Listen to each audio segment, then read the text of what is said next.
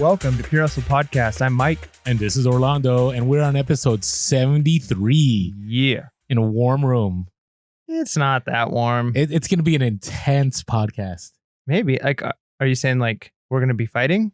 No, I don't know we'll be fighting, but it's you know when it's warm, when things are heated, like when, you know, riots happen in the summer, right? If you look at historically, right? And it's because people get aggravated when it's hot. Yeah, so I kind of get that sense that this episode is going to be like this a little bit. Because it's not that warm in here, but it's warm-ish. So you're thinking because it's hot and warm in here that you're just like not going to have a filter and you're just going to be like, well, no. We always have filters, but we're going to be real. We always are real, but we're going to be real. Like the real, like the platform. As opposed to non-real? Real? No, I get it. But so Mike and I have, we always have these background discussions before we get on our podcast, right? And sometimes we agree. And have you seen on the podcast, we disagree sometimes, don't we? Yeah. Just a little bit. Sometimes. I think the best unless you look at our interview with Primetime Treasure Hunter, right? And it was as if like, oh, that's true. We were sharing the same mind, which was pretty weird and bizarre. I'm still weirded out by that one. But sometimes, and I would say oftentimes, we have strong disagreements. But one of the things I think that make us good friends is we disagree pretty passionately about some things.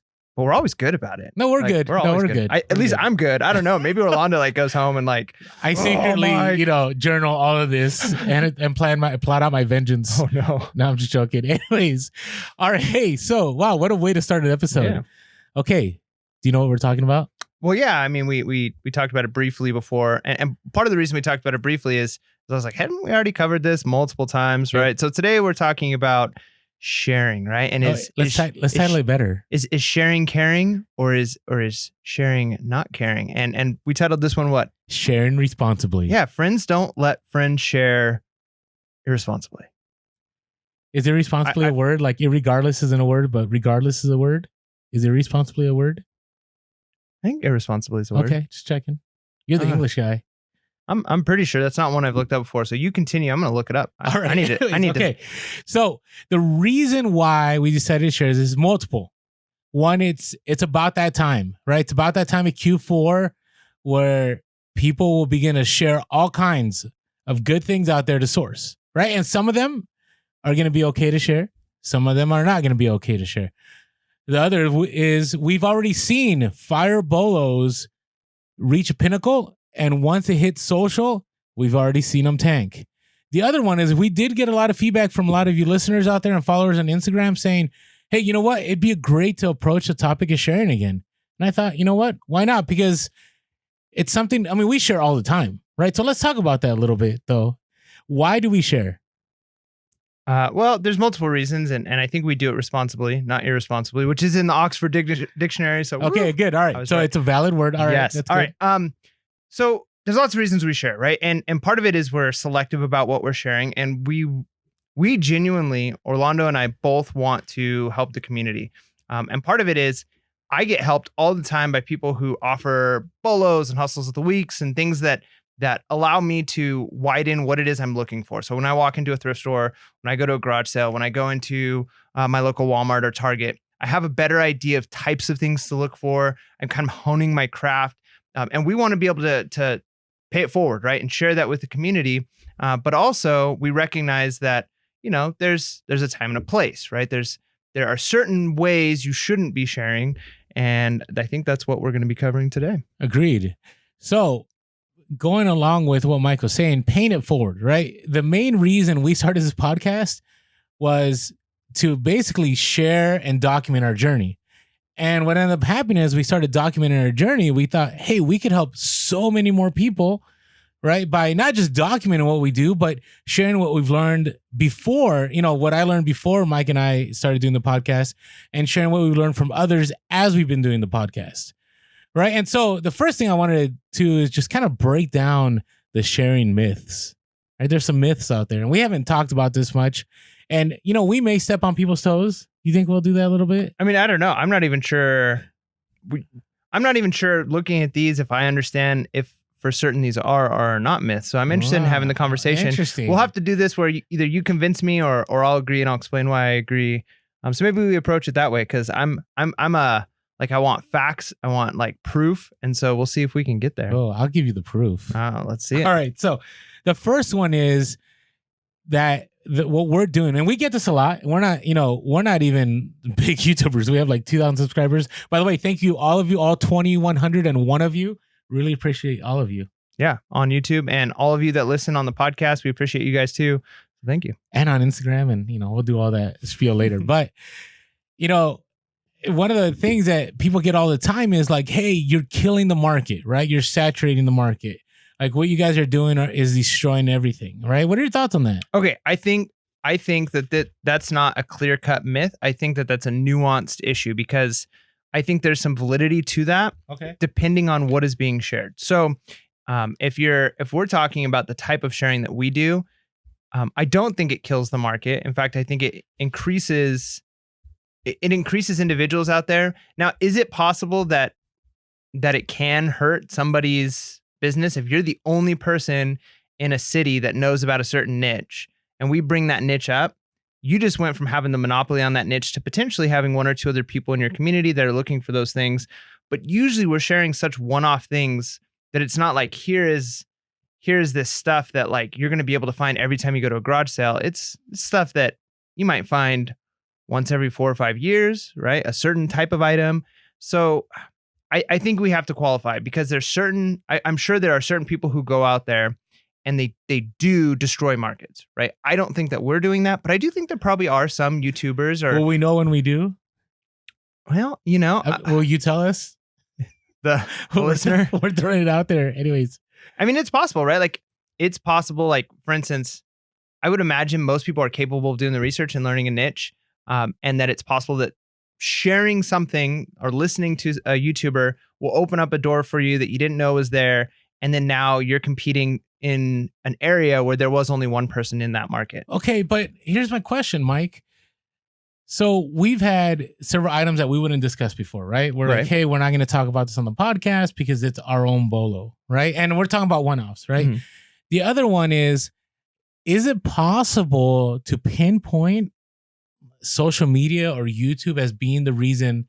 And we're not talking about retail. We'll talk about retail arbitrage and all that later. We're talking about just the one-offs, talking about thrifting, garage sales, and so on. Is it possible to pinpoint and go, you know what? It's because of YouTube or social media and so on. I mean, definitely. I think here's the hard part. You might not be able to pinpoint and say like it was this one person, but if nobody knows about a certain market or very few people know about a market, and now it's being blasted on Instagram regularly and it's on YouTube and it's on podcasts, and people who had a different market, a different niche that they were in now are just like on the periphery looking and like, oh, there's this thing, I heard about that. And so they might be scooping up stuff and now reducing the amount that's available in the wild for the person who that was their thing. They were one of the few people who knew about that. Okay. So I definitely think that there is the possibility that social media is doing that. But here's the But see, what I'm hearing, I'm gonna take this down a few notches in the intellectual level. It's kind of like Dumb and Dumber when Jim Carrey's character approaches Holly and goes like, so you're telling me there's a chance? And that's what what I'm talking about? Yeah. Okay, so that's what I'm hearing now. Like, yes, it's possible, but it could be less than 1%. I think it's highly likely. Really? Okay. Just for yourself, you've mentioned how many times have you said, and I don't think that, I do think social media causes negatives in the reselling world. I think it causes far more positives than negatives, right? Okay. But I think just saying because it causes positives, we're going to ignore the negatives isn't helpful, because I do think you've said yourself, how many more things do you now know to look for because of being on social media? Agreed. Right? So you didn't know about those things before. Now imagine Instagram, imagine Twitter, imagine Facebook didn't exist. The people in those markets would probably be doing slightly better. Oh, I agree. I agree with you. I think after 2007, so I'm not saying no, it hasn't been a cause. I'm not saying that what we do hasn't limited the amount of inventory for people to be able to source. I 100% agree with you, right? Because yes, one more person means one less of that item. But what I'm arguing is that it's really hard to put it all and go, it's because of this. So for example, okay, I'll give you an example. So there's been a couple YouTubers that have been blamed for killing the market on a certain brand, right? And I look at that brand and I'm not going to throw out the brand because once I throw out the brand, people are going to know who I'm talking about. And we're not here to do that.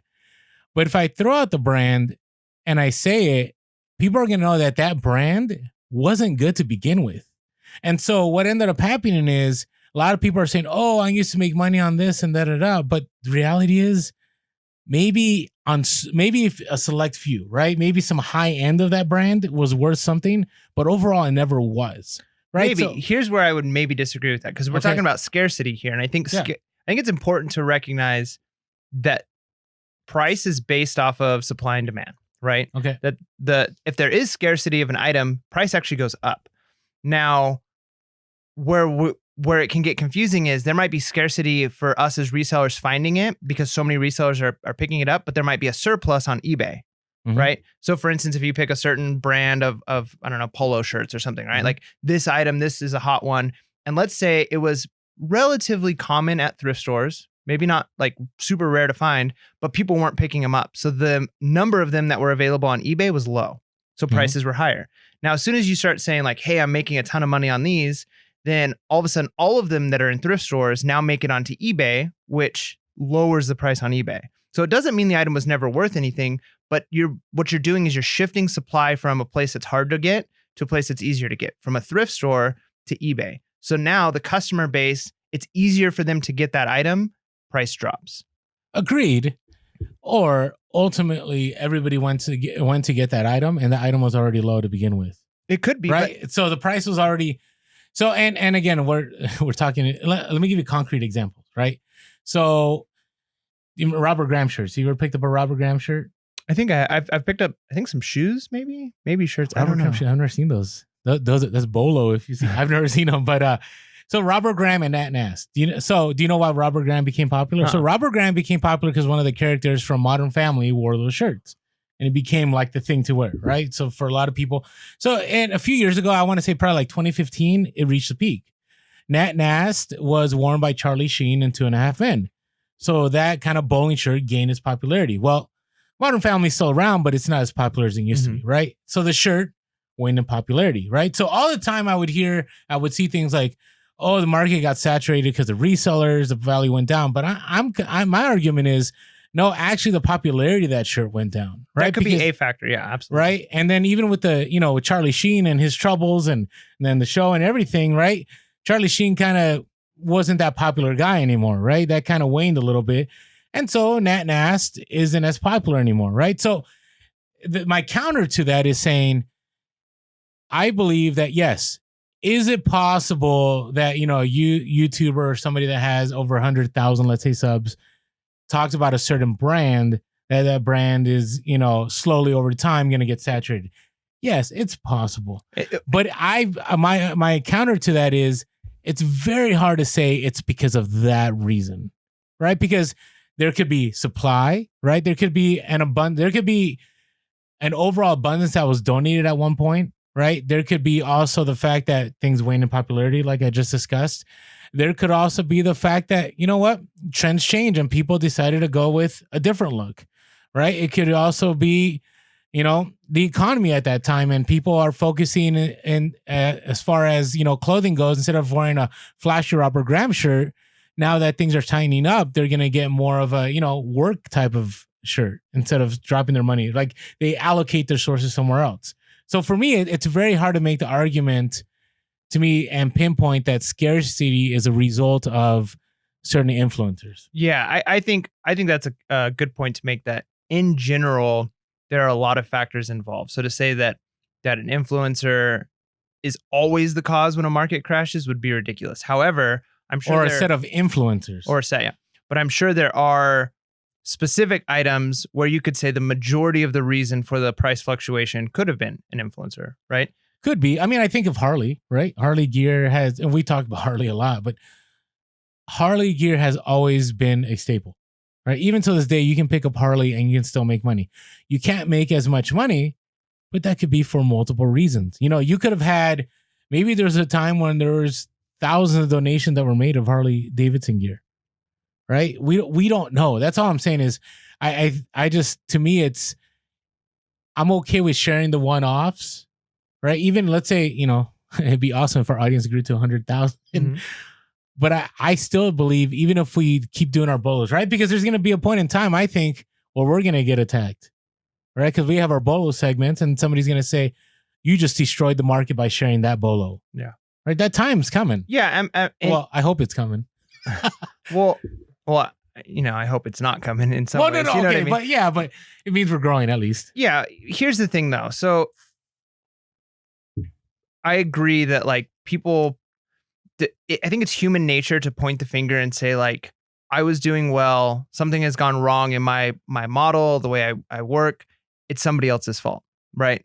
And so I think sometimes there's that. And I do think that there is some validity. So I think we got to be careful to say like, there are going to be people who are upset for the wrong reasons and are going to point the blame and say it's somebody else's fault that I didn't adapt or I didn't change or whatever it is. And then I'm sure there are people who legitimately, I mean, I can only imagine if you had like you've worked really hard, you put a lot of effort in, you've got this model that's working, you're in a few niches that people don't really know about.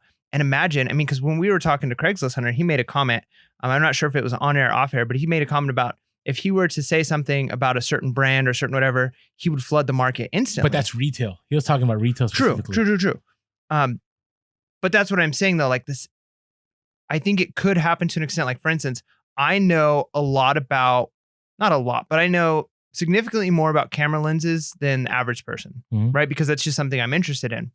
And so I know that a lot of people are just overwhelmed with camera lenses because there's so many of them and most of them aren't worth anything, right? I don't even want to touch them. Yeah, exactly. It just seems like a lot of work to try to research and investigate, even though I know there's money in them. Now, imagine if I were to give you like 2 simple tips that anybody could do in like 5 seconds that's going to make it for every time you find out of every 50 camera lenses you look at just briefly, you'll be like, oh my gosh, that one's worth a lot of money, right? Now, if I were to share that, it is a good chance that, because I run into listeners all the time when I'm out garage selling, right? There's a good chance that I run into a listener, hey, Mike from Pure Podcast, how's it going? Look, I just picked up this lens here at this garage sale. Thanks for the tip, right?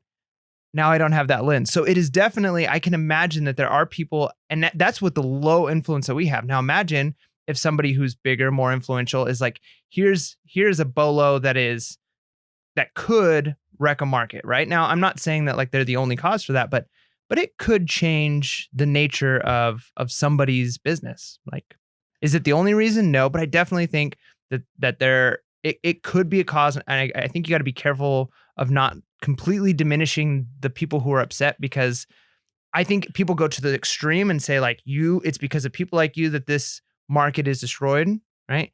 And I don't think that's fair to do, because we're in a changing culture. And we talked about this a couple of weeks ago, like with, kids not reading and wanting to use technology. There's a lot of teachers who get upset about that and say, well, this isn't as good for them. It's like, okay, but we can't put it back in the box, right? Like we can't go backwards in time. Well, no, and that's the other part of the argument that I'm bringing too, is that I think we're on the same page. I do. I've said that, yes, is it possible that social media and YouTube and Instagram and, everything that we do has led to, a decline on certain items? Sure, it has. But ultimately, it's out of the box. Yeah.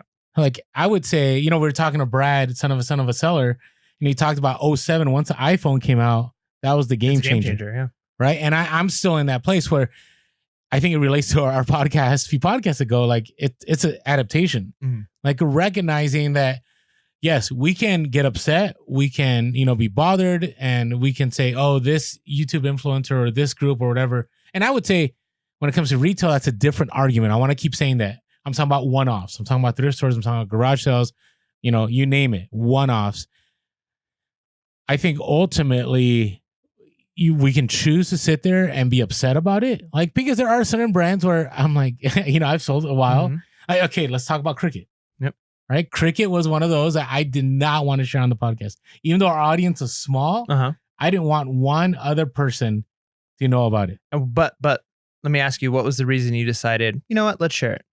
Because I saw so much out there already being shared about it. Right? Like, so you were unaware that market was already being affected by influencers.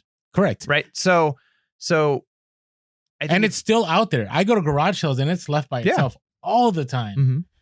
So, and again, I think in the reselling community, we forget how small of a niche we are.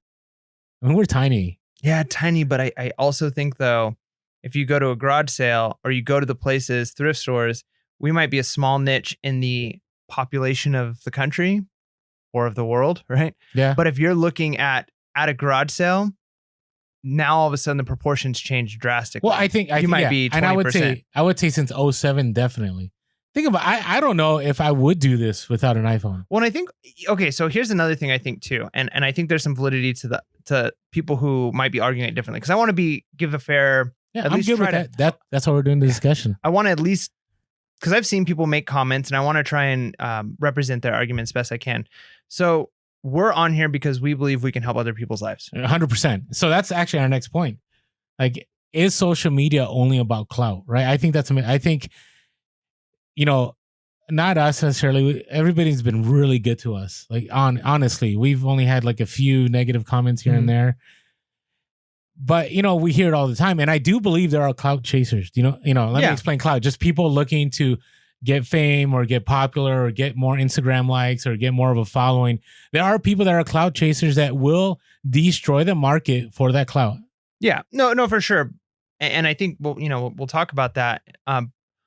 But going back to this idea of saturating a market or destroying a market by sharing, I could see how somebody would look and say, if you were one of the few resellers in your community, and all of a sudden reselling starts to become popular, you're able to find information on YouTube, you're able to find podcasts, and now all of a sudden, instead of one reseller in a town, there's 30 resellers in that town. Mm-hmm. Now, me and you, in some ways, would look at that as a win, because it's like, look at how many people's lives are being changed for the positive. Mm-hmm. Look at how much like freedom these people now have, and like we would look at that as a good thing. But at the same time, if you were that one reseller in that community, you're like, I don't want to say selfishly, but like, we're all in business for, not altruistic reasons, right? Like we want to do well for ourselves. You could say, now there's more people. Now I have more competition. If nobody would have known that this was a thing, I wouldn't have this competition. But to me, there's so many more benefits to it. So the benefits is I can't think, how much have we learned by just doing this podcast? I mean, I can't think of how many direct messages or us running into people at eBay Open or eBay Upfront or just out in the community, or, I have become a better reseller as a result of sharing. Actually, my profits have gone up reselling as a result of sharing. Yeah. Because the return has been sevenfold. I mean, not 7 million fold or 7K fold, but it's, you get the gist. Yeah. But it's been a huge, I would say, unequal distribution of help. Return. Like a return. Yeah. But what if you're John Doe in a town? You're the only person you're reselling in a small community, or there's only a handful of you reselling, and you are able to make really good money. You don't really have to spend a lot of time researching new things. You've kind of got your niches. This is your job. You're easily able to make it. You do pretty well for yourself. Now, all of a sudden, because of people sharing, because of more people selling, now I guess the complaint is they then are forced to change their model. So instead of being the only one that can kind of take it easy, now they have to research and learn and compete. But maybe the individual from those other people, like I think about it all the time. And we have people, we actually this last week said, hey, this is what I source. I see the stuff you guys source. Here's an estate sale, or here's this. I mean, so them knowing us, right? We provided more competition, right? In essence, right? Because now that person who may have not picked up reselling now has picked up reselling, specifically in the San Diego area, but they decided to go a different route. So now we have another avenue. We'll cut our time in research because this person will just say, hey, look, there's stuff over here, and now we have direct access. Yeah, well, we wouldn't have had that access before. And I agree. I agree that now with this new model of reselling, because just to make my point clear, I do think that overall social media has more positives than negatives for reselling. Okay. So I'm not trying to say like this is all negative. I'm just trying to be fair with that side. So I'm just trying to sympathize with John Doe in whatever town who was the only person there reselling, or a few people were reselling. You can say, yeah, but now if he starts going on social media and he starts researching and selling and connecting, and now he'll be able to potentially do even better than he did before, but he's going to have to work harder and learn new things. You're basically taking somebody who had something that was working and you've shook it up and say, now you got to change the way you're doing things. Maybe it works out better for you, but I could see how if you're that person, you're like, things were going well. Now, is that the way the world works? Do things change? Absolutely 100%. People have to adapt. But I could see if you're that person affected by that, you'd be like, if it wasn't for this, I could still be doing what I was doing. Yeah, but I think that's a scarcity mindset. I think that again, it leads to this place, and I know I see the look from Mike like, don't go there. But I think it leads to a place where there's only one way of doing things, and you don't grow your business, you don't grow as an individual, and ultimately, like, you put yourself in a place where you can't, you think you have control, but you don't have control. Right. And to me, I'd rather be in a place where I have multiple avenues and I have multiple streams and I have multiple individuals that I can count on if things go poorly than saying, hey, I'm going to be all by myself with this one little niche and this is all I'm going to sell. And I never want to share, because what ends up happening, if I do share, I'm going to hurt my own business. I'd rather know that, hey, if this, for a reason, this niche that I'm in dies because, I don't know, people lose interest, the market declines, manufacturer, whatever it is, whatever factor, hey, I have other avenues. And now I have places that I can reach out to. I know other people. I know other avenues. I'd rather be in that place than be a solitary person. Yeah, no, I agree. I do think it's better, but could you at least say, I see it. Okay, I see. I can empathize. I get it. There are certain things that for a long time I was making a ton of money on, and once I hit social, I wasn't making as much money on. I get that. But I picked up so many other things that I make money on as a result. But imagine, I'm just thinking, okay, like we've talked before about, like, okay, we got a honey hole, right? Like a thrift store that we go to, or maybe you're in a small town and there's this one thrift store that you do well. We'll talk about that in a little bit, yeah. But like, just going back to this idea, if, and we've talked about this, like, why share, why get more people into this? But I can imagine if I could convince, every month I could convince one more person in my town, like, you should do this reselling thing because it's really helpful and it's great. Now I walk into my thrift store and the things that it was just like every time I walked in, guaranteed there's going to be things I was looking for. Now it's only half the time I walk in, right? That's a big impact. Yeah, but it's too late. It's post 2007. Like, I think that's all done. I think they're the place to go where, it's kind of one of those things you talked about, the Cricut devices, right? Or the cartridges or whatever it is. In my own little minute thinking, I thought, oh man, can't share that because no, it's already done, right? There's nothing new under the sun. Like, people have figured it out right now. Later on, we'll talk about retail arbitrage. I think that's a whole different argument. Yeah, for sure. Right. Okay. So we're saying that sharing leads to scarcity. It's like 90% myth. Are we going to land on that, on percentages then? Oh man, I'd be careful giving a percentage. Okay. I don't know. Can I get you to commit to a number? Jury's out. I think it's probably in a lot of ways it's a myth. But I think there is some validity to, I don't know. I'm totally okay with, like, for instance, our Bellow section. I don't think I'm crushing any markets, but there could be a listener out there who I've hurt their market in a negative way, them specifically. And so I don't know what to say about that.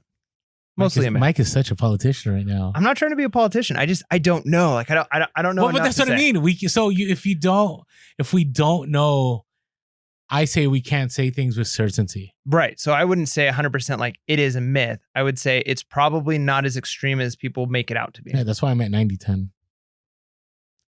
Maybe. Okay. You might be right. All right. So this other one is real quick. Social. I haven't heard that in a long time. Hey, thank you guys that have stuck with us. I'm sure we've been turned off by a few by now. So, all right. Social media is only about clout. So I think there's a lot of validity to that. So this one, I think there's more. Maybe you agree with me. I think this is more the case than is not the case. You think more often than not, people are just searching for fame or attention? Oh, I don't like that way that sounded. Okay, maybe not. So, that's a hard one. I mean, that's what you're saying. But here's the thing. Here's what happens, though, right? When you carry yourself a certain way, you attract a certain group of people. You know what I'm saying? Right. So we've always been like, hey, we're in this 100% free content. We're in this. We're willing to help, and pretty much everyone we run into is on the same boat, right? I mean, I can tell you, we have not run into a single, and here's what's weird. The reselling world is really small, right? And think about this, Mike. The people that we've already run into or had on our podcast, I never thought we'd talk to.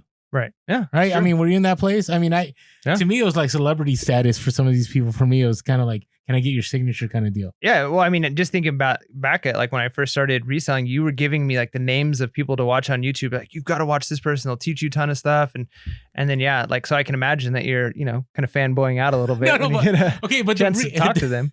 But the reason I bring that up is because, it's really hard when you don't, when you're off in a distance to be judgmental, right? To say this about this individual, say this about this individual. And we've been on certain shows and we've also interviewed certain individuals that, they do get a lot of negative feedback, right? Because they have a big following. But I can tell you, for the most part, everyone we've run into, yes, maybe they are looking to get more subscribers, which I don't think there's anything wrong with that. But I don't necessarily believe that the majority of those that are sharing on social media are looking for clout. I don't know. Are we broad brushing things too much here? Yeah, I don't know. I think the way you not first phrased it, but when you started to differentiate the different types of groups, there are groups where that is the case. I feel like you can easily get into a community, no matter what your hobby, what your interest is, where it is kind of like a show off mentality, right? Like, look at how much money I make, look at how good I am at this, look at and realistically, like, we as people, we like attention. That's why social media is a thing. Like, I remember when I first, I was always kind of pessimistic towards or I didn't really like social media, and it'd be like, why do people care what you're eating for lunch? Like, why'd you take a picture of that? Like, oh, look how cool I am. I'm eating this for lunch, posts. Yeah. And there is there's part of our nature. I mean, like, social media is kind of forcing people to like reflect on, okay, like, what is, in human nature that causes us to do certain things. And we do like to be appreciated. We do like people even I'm not on Instagram all the time, but when I do post something, I all of a sudden care about like, oh, look, I got some likes, got some comments. Like, it feels good. And so I definitely can see that there are people who their primary reason for posting on Instagram, whether it's, a photography business or whether it's reselling, is because they want people to look at them and say like, bravo, right? Like, and give them the applause. And so I definitely think there are reselling communities that are like that, where people are wanting to say, I've made X amount of money, I found this item, look at my warehouse, and there's kind of just the selfish aspect of that. But I like you said, that community is only a microcosm of social media, right? There's a broader community that's people are trying to help each other. And so, yeah, I do think you can find whatever you're looking for. If you're looking for people who are humble and are trying to help, you'll find it. And if you're looking for the people who are kind of showboating, you'll find that too. Yeah. And I will say though, I've been really shocked. And the fact that I don't think we've run into anyone that we walked away and said, man, that person's just in it for themselves. Right. I would say, I mean, you could disagree with me here. You can even say their name. I'm just joking. But everyone that we've come into contact with at a certain point where we walk away going, wow, so different than we thought. Right. In the sense that maybe they added, more, not just to their belt as far as what a great person they were, where we thought they were here. Then they ended up here after we got to meet with them. Or we thought they were here and then they were here after we met with them. And so I just want to address it because I think there's a lot out there. And I will say there are cloud chasers. There are people looking to just sell a course or create a group or, do mentoring. Like, there is that out there. I mean, that's the path that Mike and I have discussed, that we don't see anything wrong with it. If it helps people, that's just not our path, right? Our path is 100% content, always free. But hey, if people on the other side want to sponsor us and pay for us or do donations, we're all good for it. Yeah. So, and I think too, part of that is looking at this idea of like influencers, right? But you got to look at the community besides just the people who are the influencers. And I would say majority of the community that we've interacted with through DMs and through, it's met in person are just absolutely amazing. They're not doing it for clout, but we do get a lot of comments on different posts that we do. And it's like, you can just tell the way they come off in their comments the way they're the ones trying to sell a course, or they're the ones, you know what I mean? Like, and it's like, Well, there's the obvious ones that are bots. Yeah, but then there's the other ones. Yeah. well, I yeah, hear that's ya. what I mean. It's like where sometimes you look at things and you're like, all right, come on. Like it's pretty obvious what you're doing. Everybody in the community is going to look at those people, the people doing that, and kind of go like, ugh, either you're trying too hard, or this isn't like you're trying for the wrong group of people, right? Like if you want to work on scamming people, you're going to have to look somewhere else, because, you know, we're all educated in what we're doing here. This isn't the right group. So there are those. Like, I think you have to look at those. I just think that you can't judge the entire community based off of those, even though sometimes those can be the squeaky wheels, right? They can be the ones that are, look at me, but they never, if you think about it, they almost never become the influential people in the community, because they don't have the respect. So I think it's good to look at that separately too. Is if you go on Instagram, you're definitely going to find some people. If you go on Facebook, or you go on whatever, YouTube, you're probably going to find people in comments, or people who've got profiles that, you know, it's like, I don't understand why you're doing what you're doing. It seems to be, you know, just selfishly based. But you can also look at them and say, I also doubt that you're ever going to make it in this community, because the community is smart, right? The community is not going to welcome in people who are not actually helping and providing value. Agreed. But I will say there are some that it's just like that from day one. Yep.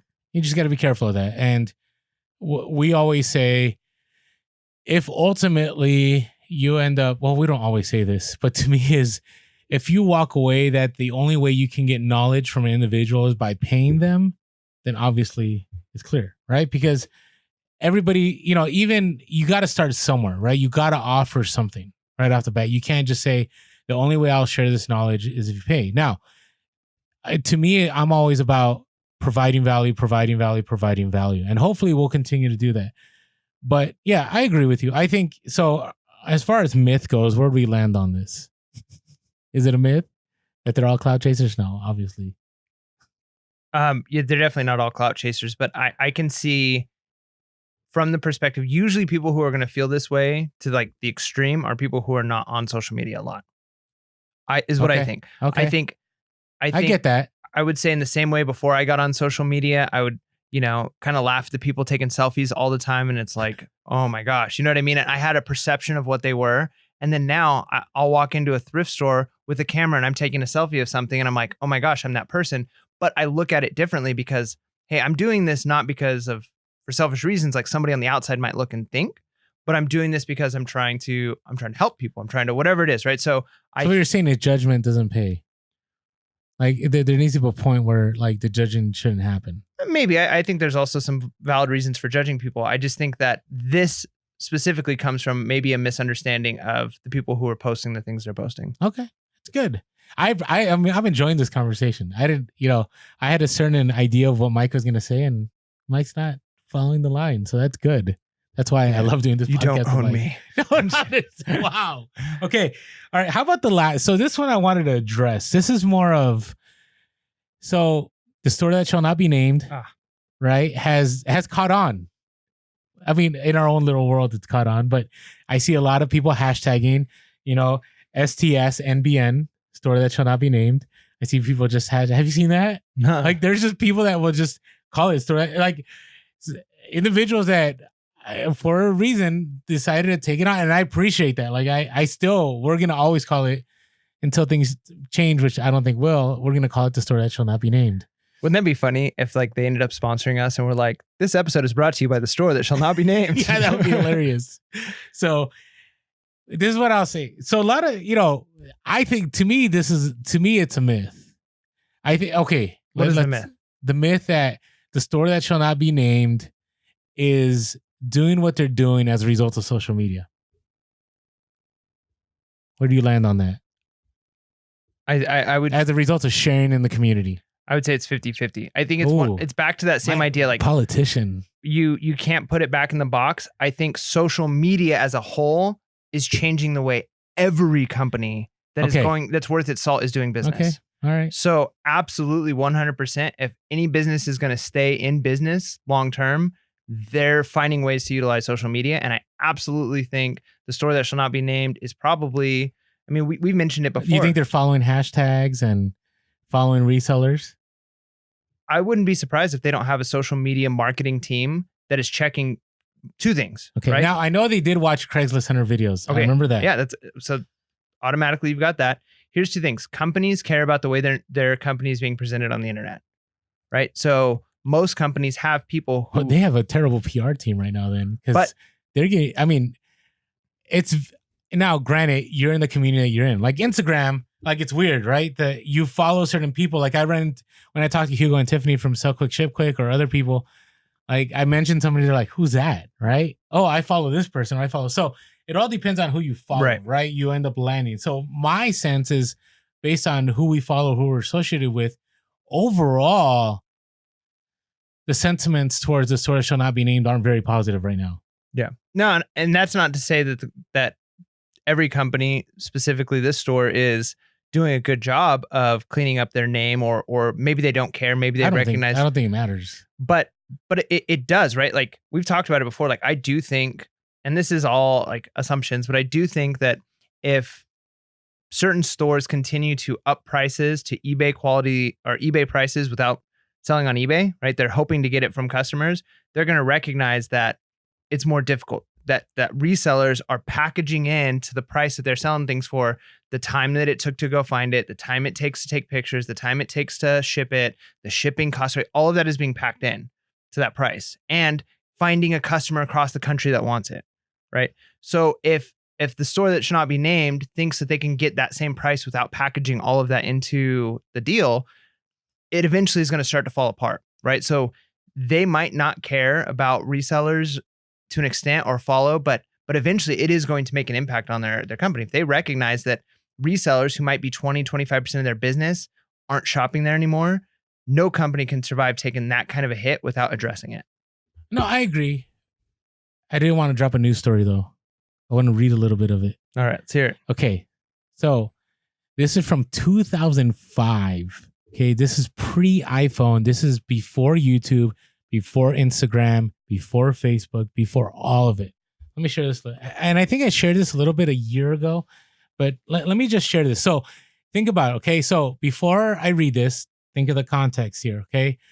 We're talking in a world where there's no such thing as social media influencers. We're talking about a world that there's no such thing as an iPhone.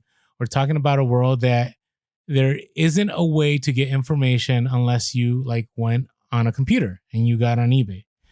On top of that, I want you to think of this current world right now of we're always saying, hey, you know, and I hear this all the time, like don't hashtag Goodwill, don't tag locations, like don't let Goodwill. Oh, am I saying the name of the store? Oh man, my apologies. The store that shall not be named. Don't do any of this because they're going to find out and they're going to up prices. And, you know, this is why we're in the dilemma we're in. Okay, so let me read what the store that shall not be named was doing back in 2005.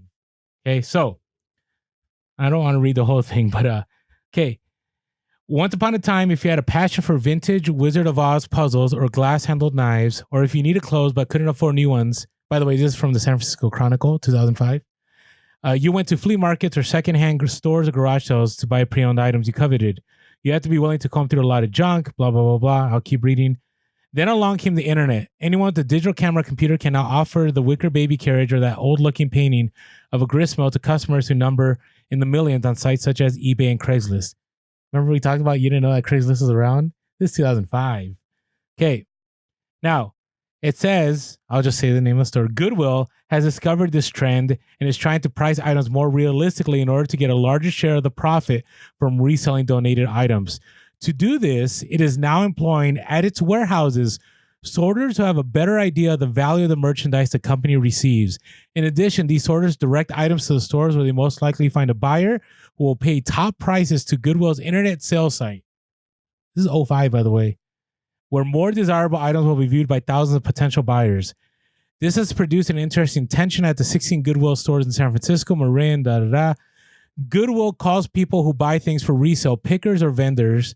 These customers account for a whopping 50% of Goodwill customers.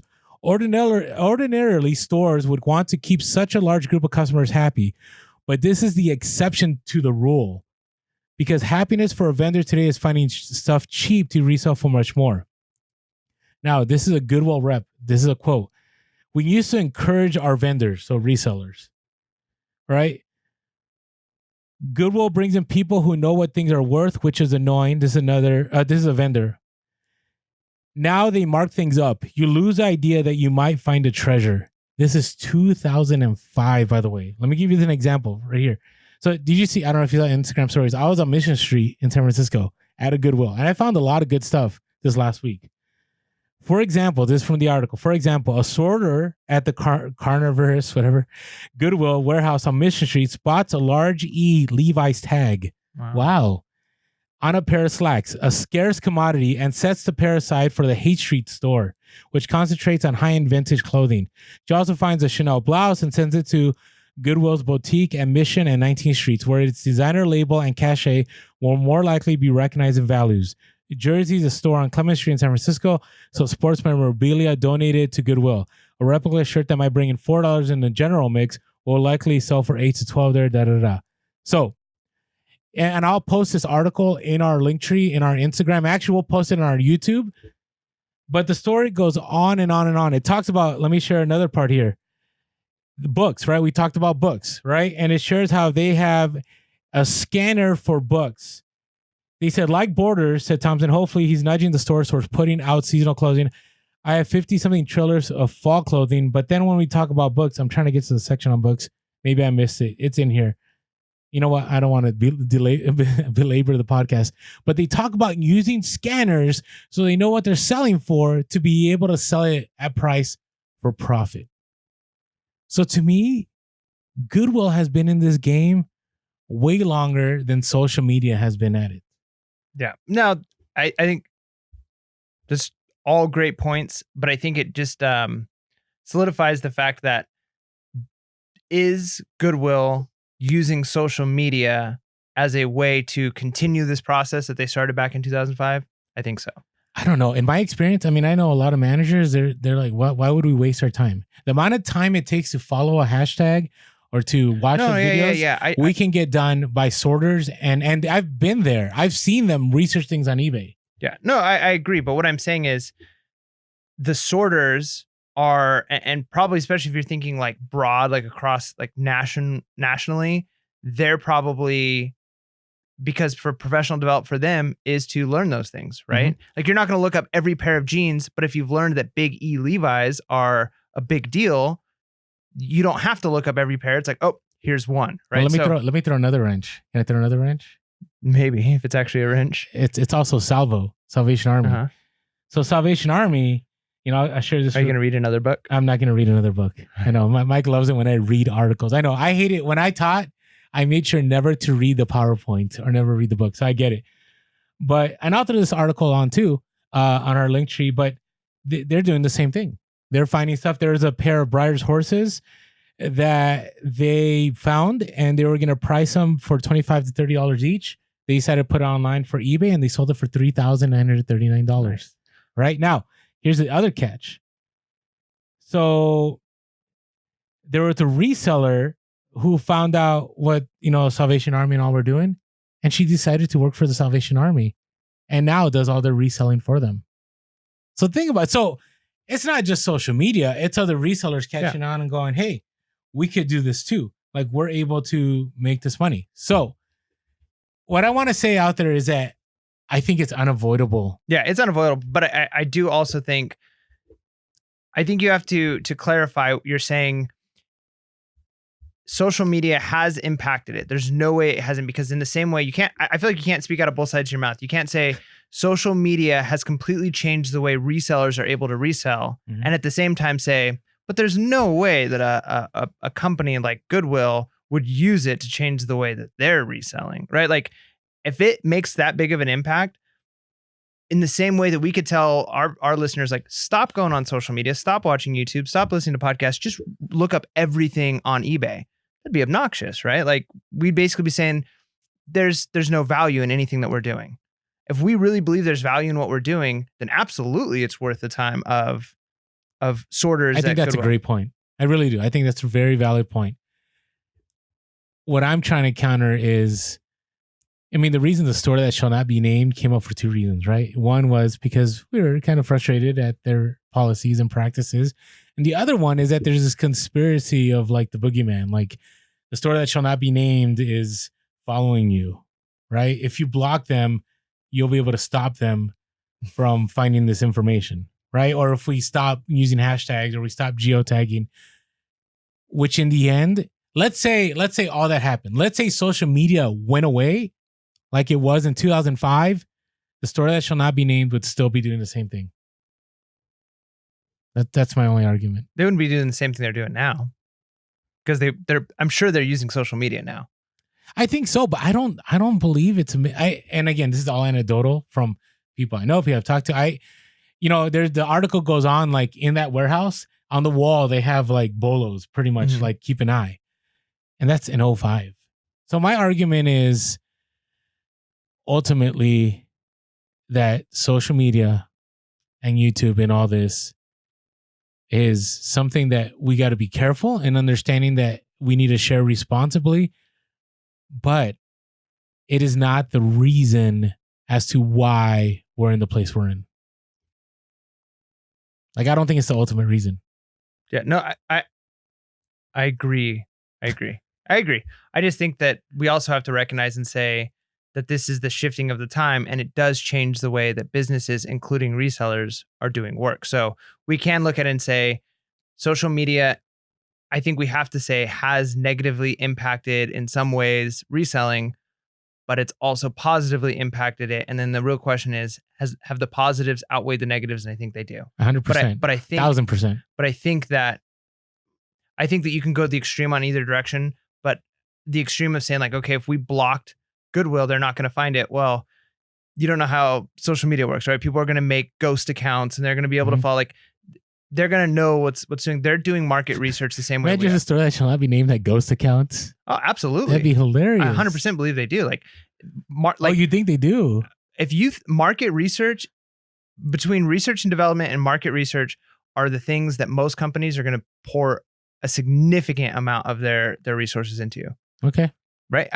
Now, the ones that do it best are the ones that are going to make it, but absolutely 100%, there are people at Goodwill who their job is either one, to follow social media and to see how their company is being presented, trying to present positive marketing, and or find those bolos, print out posters, and then put them in, like, send these to Goodwills. Hey, yeah, the sorters might not have time, but if we can do a few hours of research and now we've got an extra couple of posters that are up in the, yeah, absolutely, they've got people doing that. And if they don't, they should. Well, I guess so. I don't know. I will say I do struggle with, and if it's for a good cause, like we know a lot of resellers that work for different charities and do eBay. Like I'm all for it. Mm-hmm. I don't know. I struggle with jumping ship. I mean, I've been contacted before by store that shall not be named people that are friends of mine and asked me, hey, what do you use to research this? And I couldn't answer. Oh yeah, no, you got to be loyal to your. I just couldn't do it. Like, even though no one would have known, I felt like I would have been behind enemy lines. So, anyways, but they can listen to the podcast. They're here now. So, those of you that know me, I apologize. That's why I didn't share that information with you. So it was awkward. It was kind of like, let's change the conversation. So, all right. So those are our myths. I love that point counterpoint. I feel that Mike and I agree ultimately, but there's some things where... Well, and I think the important thing too is I want to make sure we're presenting both sides of the argument, because people will get passionate and understand, especially if you've been affected financially, right? And so I think we want to make sure that Pure Hustle Podcast presents we understand the positions, right? We understand, we want to try and give what we believe is truth, but we can understand how sometimes these issues are more complex and nuanced than just a simple black or white. And we'll be running for office in 2020. Please look out for us on the ticket. Yeah. Thank you. Vote Mike. Orlando will be VP. Oh, I'm the VP. I'm all good. All I have to do is make one decision in the Senate. That's it. That's my only job. So I'm good with that. All right. Unless something happens to you, but All right. Hey, so moving on from that. You could be the designated survivor. All right. So, okay. Well, no, that's different. That was me. I can't be the designated survivor. If I was designated survivor, I wouldn't be the vice president. Anyways, that's just a VP gets taken out, and the whole house. Anyways, we're not going to get into government lesson here. Okay, sharing questions. Okay, I think we pretty much answered about one-offs. Yep. Right, we're both agreed that one-offs, ultimately sharing them aren't an issue. Yeah, usually not a big deal. Right. I mean, is it possible that one time that Mike and I shared one bolo, it was a bolo that no one knew about, and now we maybe. But again, every bolo that we've shared, I still can find, not constantly, but it hasn't changed. It's like I haven't gone like, I have not seen this in 2 years. Yep. You know what I mean? It's still out there. So, and Mike and we'll be real. Like, we won't share bolos that right now we feel that have been really good to us. Yeah, and I think part of it too. We've talked about this back in the very. Did I say that right? I think so. Did it sound selfish? Maybe, but I think people understand. Okay. So we back in the very first few episodes, we kind of covered this, and I think it's still true, is that even if it does have a slight negative impact on the community, the positive impact is going to be bigger. And realistically, the people who are devoted enough, they're disciplined enough, they're committed enough to go out there day after day after day, they're committed to learn, they're committed to make this reselling thing work, they're going to figure it out, whether or not it's by us or somebody else. I 100% agree with that. I just think those people are so much smaller. And I think the fear is that all of a sudden there's going to be tens of thousands of new resellers that are all doing this thing. And then I think you're forgetting that how hard this is, right? And many, many people are not going to put in the work that our listeners put in. Agreed. Right? And so I think that you just have to remember that too, that I could tell somebody at my work a crazy good bolo and say like, you should sell this thing on eBay. And the chance that they're going to actually go out and put in the time and energy it takes to be a reseller is so small, it's not going to make a big deal. And there's the other part too that Mike and I mean, we do have things that are specifically native to San Diego that if we were to share that, we would be killing our own market, right? So that goes and leads to our next discussion here. What about tagging locations? Where do you land on that?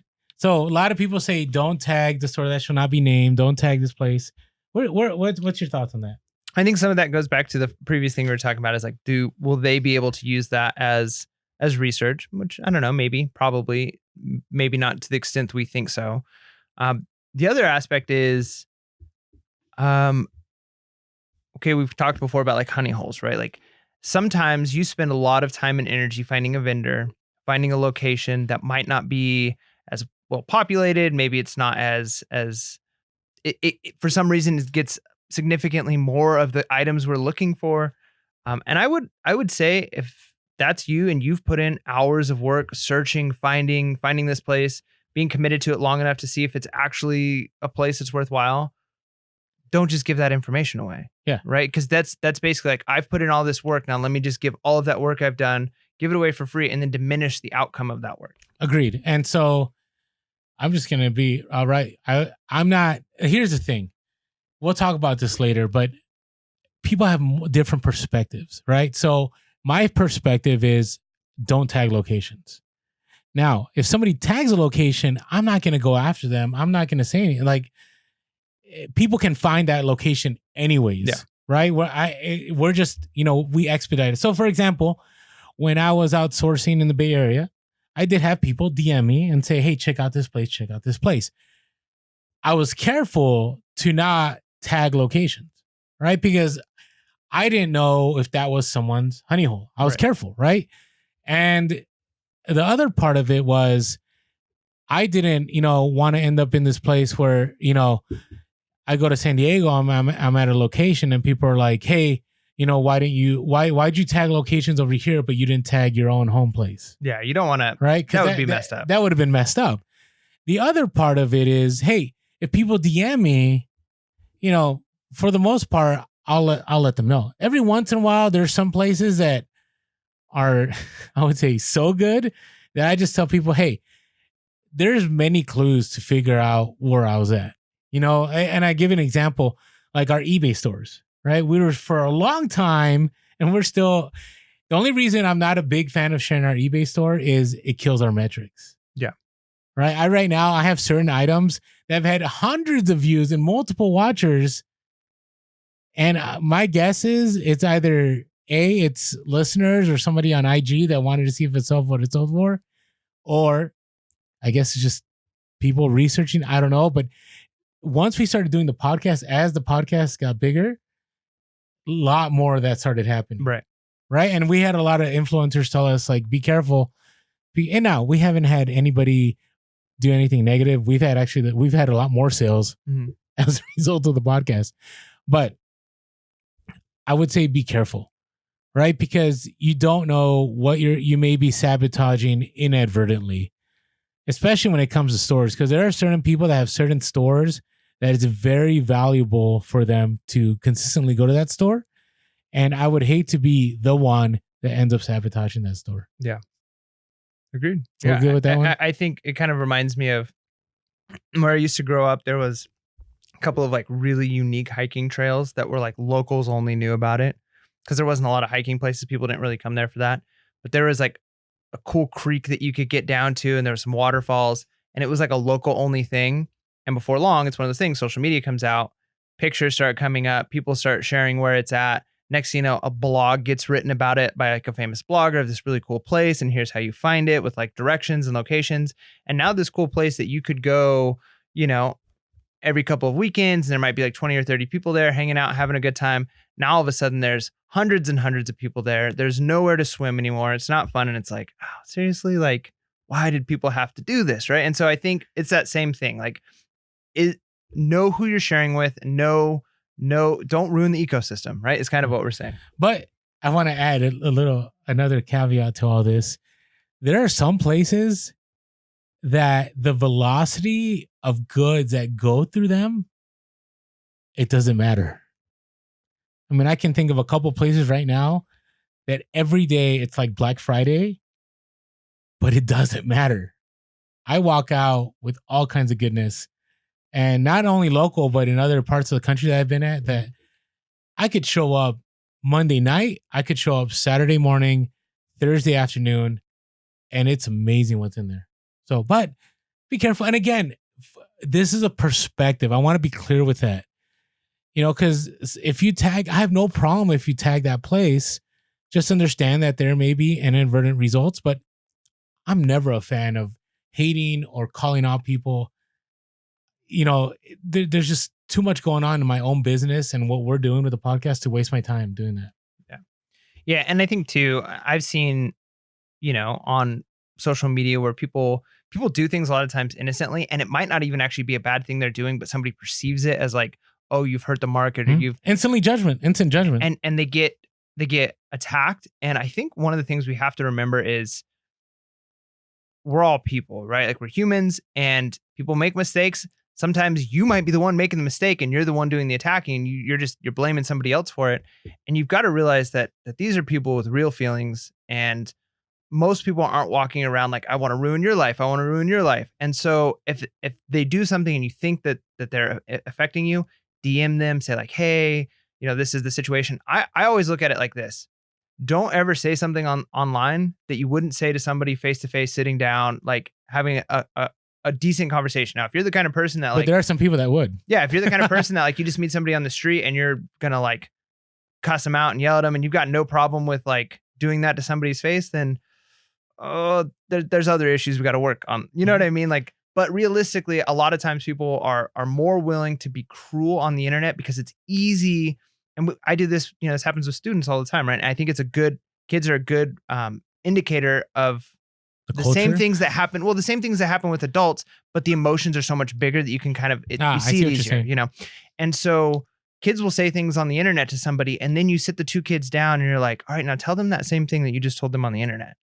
Right. And they'll cry and they don't want to do it because I don't miss those days. You don't want to say something. You don't want to hurt people. Usually don't want to just hurt other people. But when you're doing it on the internet, you're oftentimes you're separated and you don't realize, you forget that this is a real person with family and life, and they're trying to pay their bills. So just be careful. If somebody does share something, whether it's a bolo or a location or whatever it is, maybe reserve the attacking. Oh, I can tell you there's more, and we're going to talk about this retail arbitrage. There's multiple times I'm like, oh, this person ruined it. Yeah, like I want to say something, but I won't, because again, they have a different perspective, right? I mean, it's kind of one of those things where, Gary Vee is very big on telling people on social media, share everything, right? Everything. And some people have, we've been called out. We've been told like, well, aren't you supposed to share everything? And we're like, no, like I'm a reseller first. Like before we do, if the podcast were to go away, let's say cancel culture hit us and we're done, I'd still be reselling.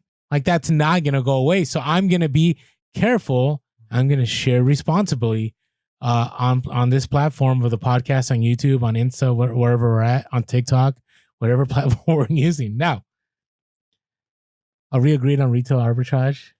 Yeah. And honestly, this is the one where I feel like we've talked about a ton, but it's important, I think, I think reminders are good on this one. But I think it's a simple, like, I think this is just like a simple, pithy, if it's something that's currently out there right now, don't share it, right? Because the markets tank so fast because of resellers. And like we talked about before, like that shift of supply goes from maybe a limited supply in the store to now a limited supply on eBay.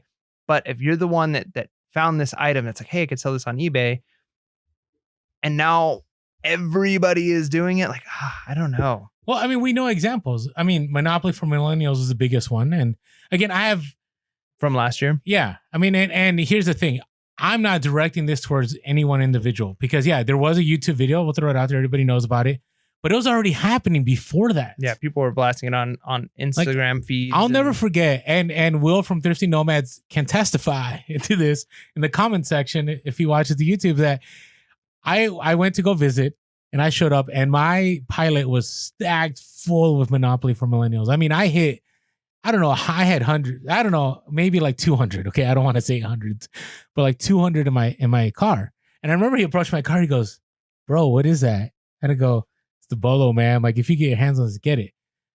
That afternoon, social media post, and I'm like, "Oh no, this is gonna be bad." So I remember, not from Will. No, not from Will. Yeah, no, make sure to clarify that. Yeah, Will took a picture and just posted it on. So no.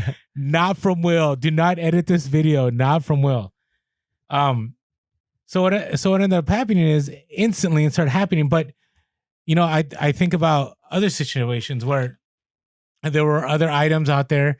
For example, I want to talk about Louisville Bellow dolls 2 years ago. Inadvertently was shown on a few YouTube videos in the background. And what ended up happening? Not every single reseller. I'm using that as a term of exaggeration.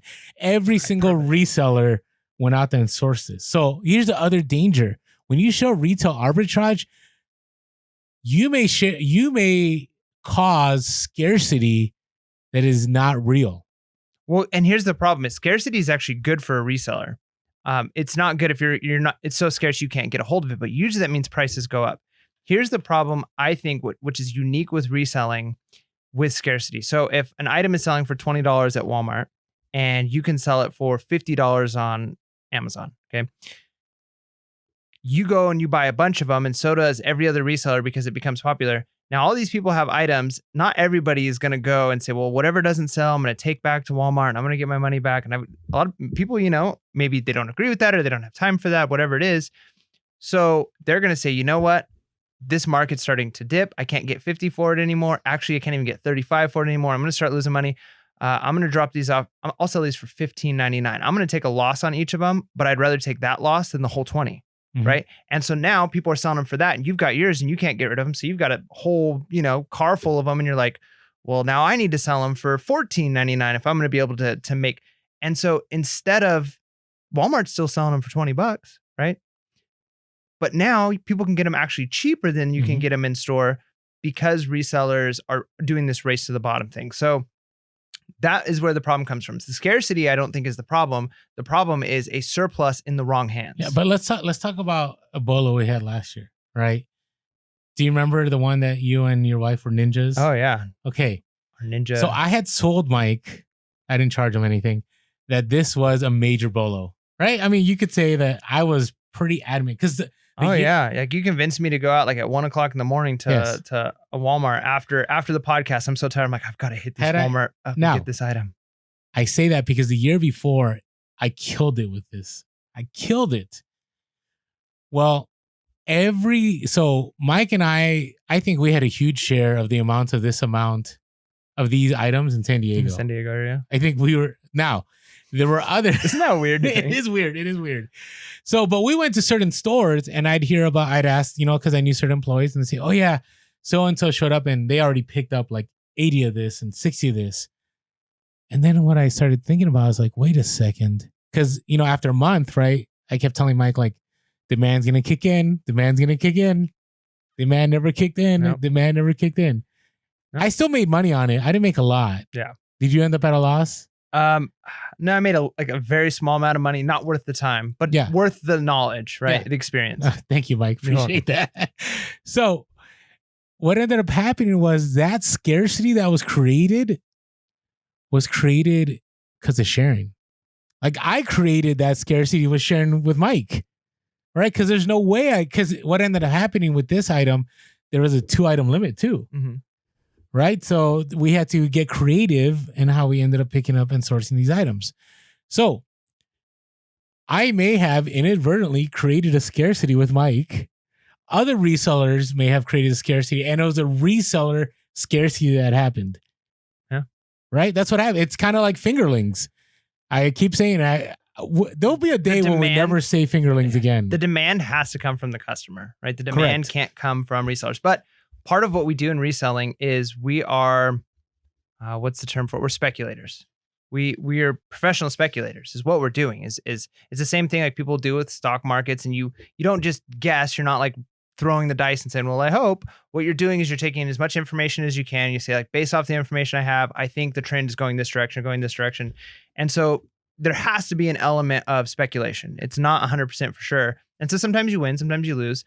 But yeah, it's if the demand is only coming from resellers because we think that there'll be an even higher demand from customers and that high demand of customers doesn't actually meet what we thought, then we lost, right? 100%. And that's why, go ahead. No, I was just going to say with sharing, sometimes that's the case. Sometimes it's not even just bolos that are being shared that are actually good things where markets will tank, but sometimes people will share things that aren't even really that great. And it creates that false, almost mania of scarcity. Like I've got to buy this. I've seen that happen. It's never coming from the customers. 100%. And you're right. Because there are certain things. Oh, you know what we should do? What? Our model then should be trying to sell to resellers. No, I really think that's doable because I'm telling you, there are so many things last Q4 that people shared on social that created a scarcity in the market that was never going to be there in the first place. Right? Because they might have, there may have been scarcity in the beginning. Like maybe, what I find out, I'll give you an example. So when the Rampage movie came out, remember that movie with Dwayne "The Rock" Johnson? Yeah. It wasn't a great movie, but I remember the video game, right? So I would buy those big gorillas. And I remember I bought those gorillas. I think they were like $35 at Walmart. And I remember flipping them for $80 consistently for a week. And this was like 2 months before the movie came out. I think that people didn't know much about the movie coming out, or they didn't know much about that Walmart and Target was selling it. So they would see on Amazon, they're like, oh, I better get this. Mm. But once it ended up on Walmart and Target and so on 2 weeks later, it was selling at $35 a piece, right? Could I have dropped that on social media? And like everybody's like, oh, let's go to Target and Walmart. Let's get these. Would have created some crazy scarcity for an item that wasn't even a bolo. And I think part of the thing too, if I had a huge following, by the way, that scarcity, it's going to have a bigger impact on the market than people realize too. So for a short amount of time, there will be an increase in what customers are willing to pay. Because if you can't walk into a Walmart or a Target or your local box store or go on Amazon and buy it for the retail ticket price, and you really want it, and the only people selling it are resellers for an extremely high price, people will pay for it because it's not in the stores. So for temporarily, stores being out of stock creates, even for customers, a sense of fear of like, I've got to pay up for this item. But then it starts to balance out quickly because, like we said, resellers end up flooded with the item and there's a race to the bottom. And then there's a restock. And then there's restock. And then you're done. Yep. You are done. And that's happened multiple times. Well, and I just think of like back in the day, I remember growing up as a kid, like when PlayStation 2 first came out, Xbox came out, then, the whatever new thing came out, it really was like, if you could get your hands on one when they were first coming out, you could sell those things on eBay for ridiculous prices. Mm-hmm. People were selling them for insane amounts. And then there was this idea of like, that's what you can do with new gaming consoles. So then the newest gaming console comes out, everybody does that. But the reality is they manufactured more than enough of them. Mm-hmm. Right. And so there's still this push of like, we've got to go out and, buy the newest Xbox One, whatever it is, but there's actually no scarcity. There's plenty of them. Maybe not when they originally come to the store. And I think even manufacturers know that. Each store is only getting 10 this first day. But then like an hour later, it's like, and then here's 10 more. Yeah. And the next day, and here's 50 of them. And that's what I'm saying. That's why you got to be careful on what you share. And retail arbitrage, again, you may not, let's say you do. Let's say you get that clout, right? You get all these likes and whatever. And people are like, oh, thanks so much for sharing. You may inadvertently, I keep using that word, but it's the best word for the scenario, damage your own business later on because you create a scarcity that shouldn't have been there. Or you sabotage other resellers' businesses, which that's the part that bugs me the most. So I'm going to end on one note. So I thought the best tip was given on Reddit. So somebody had gone on there and they had dropped a major bolo, right? And this bolo is beginning to tank already.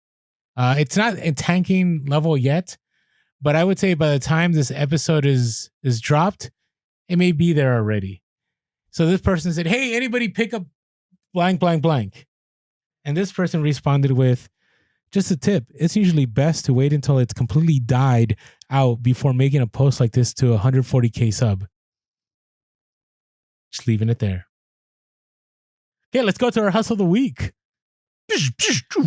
But before we do that, if you're not following us on Instagram, make sure to follow us. We are Pure Hustle Podcast. Always, we're dropping new information, updates, our IG stories. We're always documenting what we're doing. There's tons of bolos that we share. Bolo. I mean, it's definitely worth your time. We're also on Twitter. We are Pure Hustle Cast. We're also on Facebook, Pure Hustle Podcast.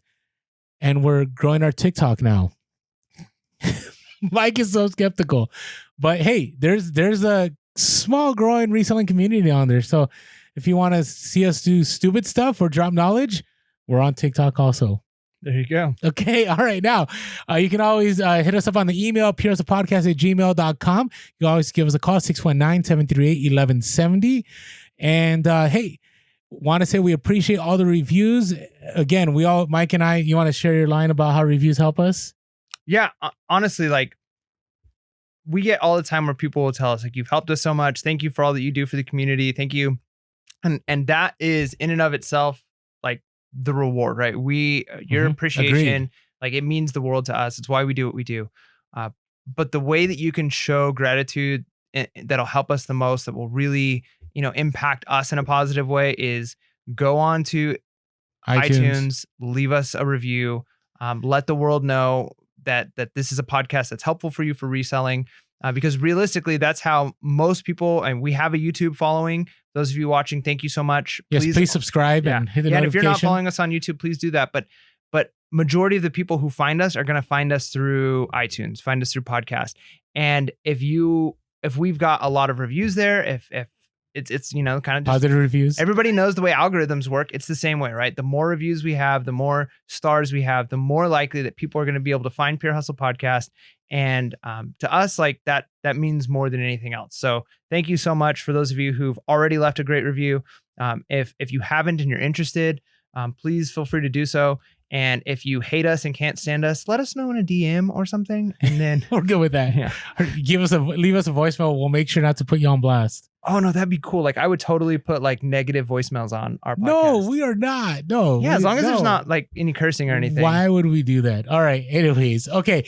Also, if you want to say thank you in a monetary way, we do have that PayPal link at the bottom. We're always grateful. We thank you so much for that. And sponsors, if you're listening, or if you know anybody that might want to sponsor the podcast, we're here. We're kind of at a place that we would love to get more sponsors on. We'll make sure not to make this a spamming podcast where we have constant ads, but it'd be nice to add a couple more. Yeah, or yeah. Okay. Okay. You disagree? No, I agree. I don't know if I'd say a couple more. I think we want to get some sponsors on here that are actually going to be beneficial for the community. Agreed. But our goal is always to do this 100% free. And, if you notice, we're now doing 2 episodes a week. It takes a lot more time. I mean, there's a lot of research that goes into it, a lot of the editing after we record it. And so, we want to kind of offset whatever possible losses we may have by not engaging our own primary business of reselling. Yep. That's what I'm saying. Yep. So, all right, let's do our hustle of the week. Mike's turn is first. Yeah. All right. So I apologize if I ever read these like not perfectly because Orlando puts these together. So Are you saying they're full of errors? No. Sometimes they are. Wow. I'll be honest, they are sometimes. But no, realistically though, like a lot of times I'm reading these for the first time. So if I say your name wrong or anything like that, please forgive me. So this first one though is coming from Trisha, Instagram handle at the Shoe Game Slut. So during Prime Day, noticed an Amazon glitch when looking for deals on camera equipment. Ooh, that's close to my heart. I love camera equipment.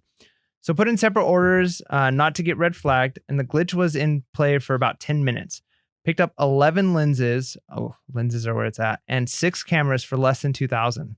Ooh, that's good. Like, I can't think of any lenses and cameras you can get that. But take a look at the camera. One Canon EOS 60. Oh, you've got to be kidding me. Okay, so one of them was a Canon EOS 60 Mark II kit, and it alone sells for $2,100. That's ridiculous. I want a Canon. Congrats, 60. Trisha. Congrats. That's all we're saying. I'm sorry. I'm not trying to be envious here. The green giant is coming out a little bit. You seriously got a 60 Mark II for that price? Unbelievable. Several of them. Oh my gosh. And she did it in different orders too. Not to red flag it. And Amazon honored it. Oh man. So I think Reebok should learn from Amazon. I don't even know if I can finish the rest of this episode. I'm that hurt. Good for you. Thank you, Trisha. Really appreciate what you have shared with us. You nailed it. But I feel like I'd trade one of my toes in for one of those cameras. One of your toes for a camera. One of the toes I don't need. That's a really hard one. I would say toe, giving up a limb or something. I'm not sure about that. Yeah, that might be exaggeration, but that's an incredible find. So good for you. So hey, that just goes to show you never know. Be on the lookout. You might find some crazy good sales. Well, and the thing is, you don't know. Like again, but she knew her specific field, right? I wouldn't have gone like, hey, I'm gonna go see if there's a glitch on cameras. So again, we always say this. Like, use the model that works for you. And if you haven't been following Trisha, Shoe Game Slut on Instagram, you should. She drops a lot of stuff about sneakers. She knows her Nike shoes. I always say that's the one area I wish I knew. Do you know that there were some that sold for like 200? Like you can buy them for 200 that flip for over 1,000, like instantly. That's crazy. I've got no interest though. I get it. I'm in the same place, but I go, wow, if I could figure out that game, figure out how to get the swoop into those sales and make those instant sales, I said, well, maybe we could. Oh, we could. You definitely could. There's no reason you couldn't. It just, you'd have to have the interest in it and you'd have to put the time in. So, okay. I applaud all of the people who put the time in, and usually they have because they have an interest in. And that's the one thing I'll say about Trisha. She puts the time in. Yeah. I mean, she does her job. So thank you so much for sharing your hustle of the week. Yeah. So you've got the shoe game locked down and also camera equipment. So good for you. Yeah, she's a videographer. Nice. So well, then she knows 5D Mark II, man. Or 60 Mark II. 60. Jeez. All right. So going from cameras to snapbacks. Oh, that's up your alley. It is up my alley. And I feel like this should be the last snapback hustle of the week because we've had a lot lately. But I keep telling everyone, I posted this on IG. It is, to me, one of the lowest points of entry for you to make good return. Right? Because you can still lose money. But like, Mike had that Apple hat that you sold for 100, right? Mm-hmm. You've had a Microsoft hat you sold for 60, mm-hmm. right? So, and you paid like 10 cents for those hats. Yeah, pretty cheap. Right? So there. So Rusty, Down South Thrifting on Instagram, received a text from a lady he met at the bins at the store that shall not be named. So not all bins are crazy like ours here. I will say that. I definitely think we have the most intense bins in the country. You think so? We have one set. And we've talked about it several podcasts ago where it's intense. So people are awesome, but it gets intense. I believe it. Now, he began networking at the bins, right? And this is one of the things we talked about when we went that like networking in the bins is a big deal. So began to network at the bins to grab things each party was interested in. So they'd have, I talked about this, like sharing is caring because you can share your information. So the sharing extended past the bins to sourcing another location. So this individual would find stuff and say, hey, I found this over here. Are you interested? And vice versa. That's so good.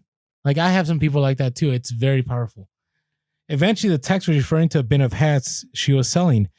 Picked up 150 vintage hats for $20. Nice. A lot of them were dead stock. Okay. And if you don't know what dead stock is, it's just basically the items that are new, then, for a reason ended up with the tags and still were there. Now, I do have an update on that pickup.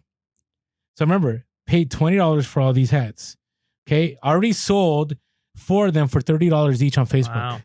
Okay. Nice. Facebook Marketplace. I got to tell you, I had a close friend of mine, just share all these sales they've had. They started listening to the podcast, and FB Marketplace has been the place. And then on top of that, has other hats that we're looking at comps that could sell for good money. And I'm looking at the hats here, like Mighty Ducks, New with tags, vintage Nice. 90s, Orlando Magic, Mac Truck. I mean, there's some good hats in there. There's some good hats. So never hurts to network. That's just my view. Like, we've talked about our last sharing podcast that we did was a lot about sharing your reseller. Right. And one of the things we always express is networking is huge. So Rusty, nice work. Appreciate, you sharing with us the whole story, because it really helps. I hope others to branch out there. So thank you, down south. I almost said it with an F. Down south thrifting, Rusty on Instagram.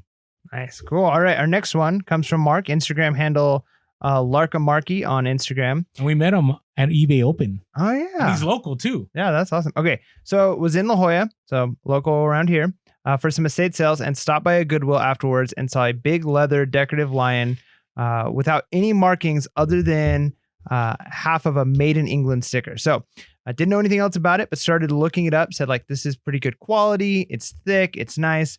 So he starts looking it up, and all he could put in was leather lion England. And he found some that were similar, made by a luxury home decor company named Omersa, and saw comps for hundreds of dollars. This item was only $7.99. Clearly picking it up. Picks Store it up. that shall not be named. It's at the store that shall not be Missed named. it. Picks it up and decided he's going to figure out all the details later. Lists it high and ends up accepting an offer for $389 plus shipping. That's an amazing, from $7.99 to $389. And then it gets even crazier. The person who bought it ends up reselling it, but luckily only for $50 more. So that's not too bad. Well, the person initially did sell it for $895.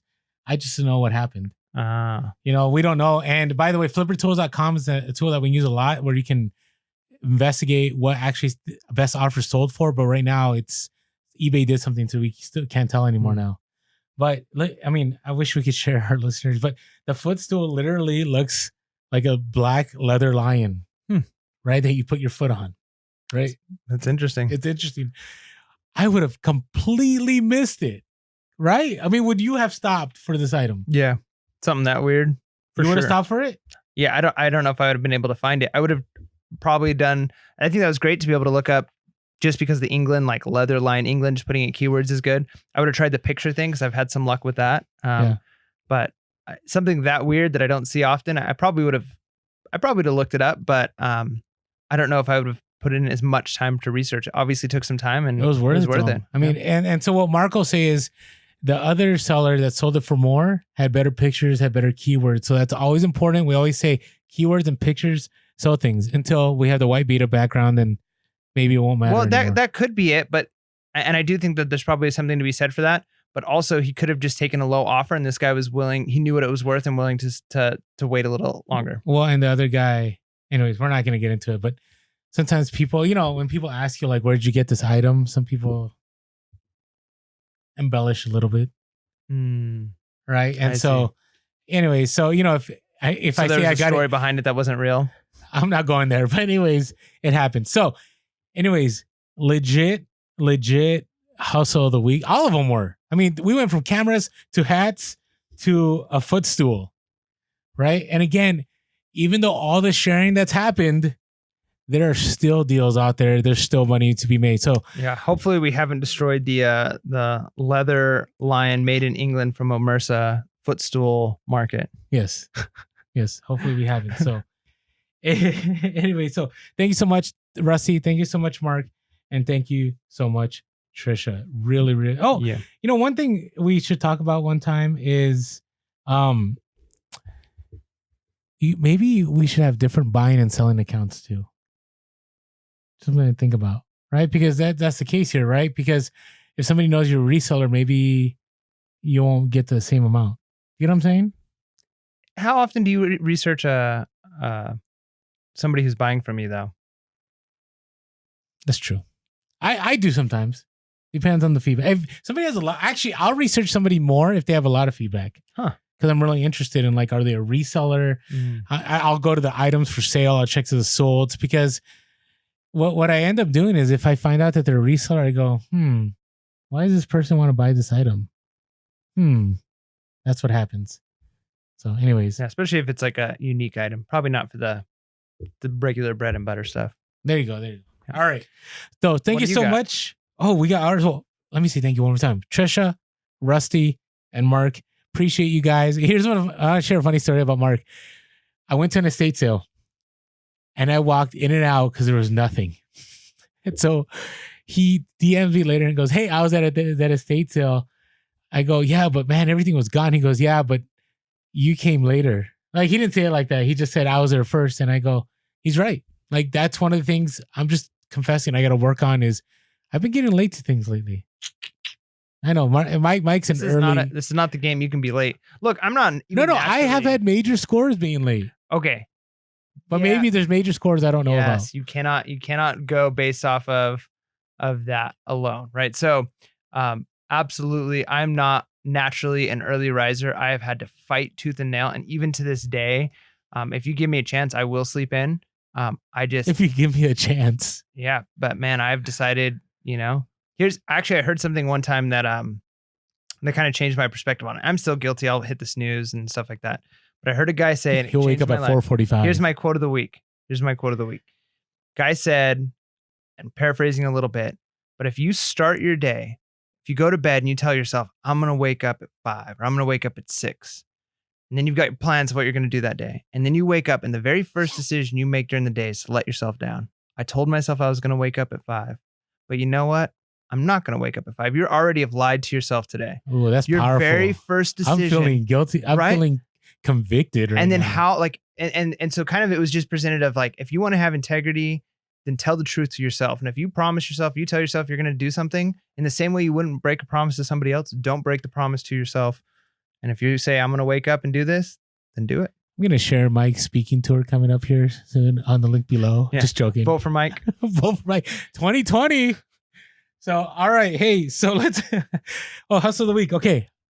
Mine is more of, I can't share too much, which is the irony of it. Wah, wah. Okay. But it's retail arbitrage. But here's what happened. I have been, one tip. If you're on Instagram and you share, look at your archives and look at when you went to certain stores and what you sourced and so on, because they're very good. Like, for instance, I go back to our archive now and I go, hey, this is when I was doing retail arbitrage at this store. This is when I was hitting this store. This is when I found these items. And here's what's been happening. I've been doing that and I've scored again. Huh. That makes sense. I mean, so you're kind of, if you think about it, you're creating a journal of the items you're picking up, the times you're picking them up, the location you're picking them up. Correct. And I did that this past Labor Day weekend and I scored huge. Huge RA. I'm talking about, I probably dropped close to 2K and I'm probably going to triple that money. And it was only a few hours of sourcing. So. And this is how much Orlando won't share. He certainly didn't share that with me. Well, because so don't expect him to share it with you. Well, Mike would have been gated anyways. Well. So that's why I didn't share with him. And here's the thing. I did a lot of the legwork. So the other places I might have told Mike about, it was a waste of time. So it's a good thing I didn't share with you. Yeah, thanks. So thank you for not sharing with me. No. Listen, I'll share with you after. No, but he's very generous. There was no. I share with Mike a lot. He does. He's very generous. I did. I dropped that other major bolo last week that none of us could find. But, it's all good. All right. How about you, Mike? What's your hustle of the week? Okay, so a couple of weeks ago, I was at doing some garage sales, and I actually picked up quite a few things. It was I've moved to a new city, as it were, a new location in San Diego. And so I haven't really done a lot of garage sales out in this area. And I decided, you know what, instead of going to like where there's a lot of them, I'm just going to hit up some local ones just because I'm normally not around here. And I actually did pretty good. I got quite a few things that has already made me some profit. But one thing, I walked to this one sale where it seems like a lady does like a sale, like a garage sale type thing regularly. And you could tell the ones that are like, okay, this is like a usual thing. But it was weird because it was a lot of interesting, unique items. And I was talking to her a little bit about it. And she said that her parents passed away, her husband's parents passed away, and she kind of just collected, like gathered all of the stuff that they just left. Right. And so she's like, so I have these sales often just because I want to get rid of it and I can't put it all out at once. So I'm just slowly putting items out. And there were some cool things there. One thing that I got was for me. I wanted to get a cordless vacuum cleaner. Now that I'm in, the fifth wheel, I don't have like the corded vacuum cleaner sucks the power out of my batteries, and so it's like when the sun is out, I can be charging a cordless one, and then Oh, nice. And so I was able to pick one up for very inexpensive, and I bundled it. Right, so that's the thing. Because I saw this other thing, which was an espresso, not an Nespresso, but an espresso maker, and the brand it was from Italy. It was pretty good condition. Like I would say it wasn't brand new, wasn't perfect, but it had a bag with like the instructions and all of the components with it. And then it had the machine itself, and the brand was, let me pull it up. It was La Papina Lever Espresso Machine from Italy. So La Pepina is the brand. And I picked this up, I look at it, and she had a sticker on it for $50. And I normally don't like to spend up on items that I'm not sure about, but I was able to find a couple that were used in not great condition that were going close to like $150, close to almost $200. I'm like, this one has a lot of stuff. Like I could probably get that for this. I buy it, I take pictures, and I decide, you know what? I have no desire to test this thing, to figure out how it works, to buy the coffee stuff, to make them, to see like, does it actually work? And I don't know. I don't want to spend the time on it. So I just listed it for like $250 untested. Pictures. Here's all the parts that are in here. Here's the condition, untested. Don't know if it works. Got exactly what I was asking for. Not even a best offer within, I think it was within 24 hours of posting it. Nice. Yeah. So I sold it for $250 plus shipping. Picked it up for $40. She wanted $50 for it, but I bundled it with the vacuum cleaner, and she wanted like $30 for the vacuum cleaner. It's like, what if I just give you $50 for both? Right. So that is awesome. Yeah. So I felt pretty good about it. And it just goes to show too that sometimes it's worth spending the time testing stuff, and sometimes things will sell even without testing. No, I agree. Now, did you look up comps for like if it was working? Well, the thing was the comps for the working ones were going for about the same. Oh, really? Okay, for, yeah. So that's awesome. Yeah. And maybe you had an item that was scarce. Yeah, and there was one that sold for close to 300 in working condition, had all the parts. Yeah, but untested. Yeah, so I'm thinking like $50. Like it's not worth my time to try and figure out this machine. Maybe breaking something, like, yeah. So you never know. So I've actually am inspired now to potentially list more things untested until I have at least get them up untested. And then if I spend the time later to test it, I can adjust the list. I'm always a fan that things are better listed untested than never listed at all. Hey, absolutely. So, I mean, you got to make that's a quote of the week. Things are better listed untested than never listed at all. Sound effect. That's like a mind-blown sound effect. That's a good one. I think I could put that on a t-shirt or something. There you go. Do it for the algorithm. All right. Now, untested is greater than unlisted. There you go. Wow. Oh, wow. There I like you go. it. Okay. All right. So that's a good hustle of the week. So it sounded better than mine just sounded, well, hey, listen, if you're trying to break down mine is make sure to put to remembrance those scores that you had at different locations so you can follow them again the next year. Yeah, because that's a better way of saying yours, because otherwise this is what your hustle of the week sounded like. I went to this place and I got some really cool stuff. It's making a lot of money. But that's not the moral of the story. The moral of the story is I checked my archives and our Instagram and I said, you know what? It's time for me to hit up these places, and I scored. That's a good one. So yeah, good. There you go. Cool. All right. So bringing it back, to be very clear, hustle of the week's done. We're bringing it back. We've got a little bit more to talk about with sharing. Let's wrap this thing up. What do we got here? All right. So I think we've been clear that sometimes it's just best not to share. And we shared that earlier, that Mike and I don't share all our bolos.